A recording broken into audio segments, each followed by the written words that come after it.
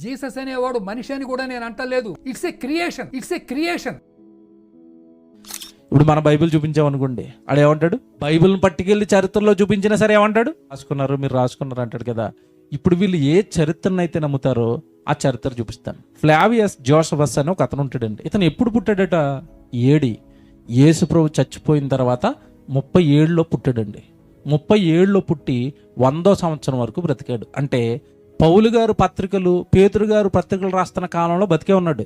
ఇతను క్రిస్టియన్స్ కాదు, ఇతను క్రైస్తవుడు. పేరు అది పెట్టుకున్నాడు తప్ప చరిత్రకారుడు. ప్రభుని నమ్మడు, లోకంలో బతికాడు. మొత్తం చరిత్రకారుడిగా ఉన్నాడు. ఇతను ఒక పుస్తకం రాశాడండి, యాంటిక్విటీస్ ఆఫ్ జ్యూస్ అని ఒక పుస్తకం ఉంటుంది. కాదన్నవాడు ఎవడైనా చరిత్రలో క్రీస్తు లేడు, చరిత్రకారులు ఎవరో క్రీస్తు గురించి చెప్పలేదంటే ఇతను చరిత్రకారుడే. ఇతను ఒక పుస్తకం రాశాడు. అదిగో ఆ పుస్తకం ఇప్పటికీ అందుబాటులో ఉంది అమెజాన్లో, చదవండి. ఇందులో ఇతను ఏం రాశాడంటేనండి, యేసుక్రీస్తుల వారి సోదరుడు, తమ్ముడు ఉన్నాడు కదండి యాకోబు. ఆ యాకోబు యేసుక్రీస్తుల వారు అన్నదమ్ములు అని రాశాడు పుస్తకంలో. అసలు చరిత్రలో యేసుప్రభు లేకుండా యేసుప్రభు యాకోబు అన్నదమ్ములని పుస్తకంలో చరిత్రకారులు రాస్తారా? మీరు బాగా ఆలోచించండి.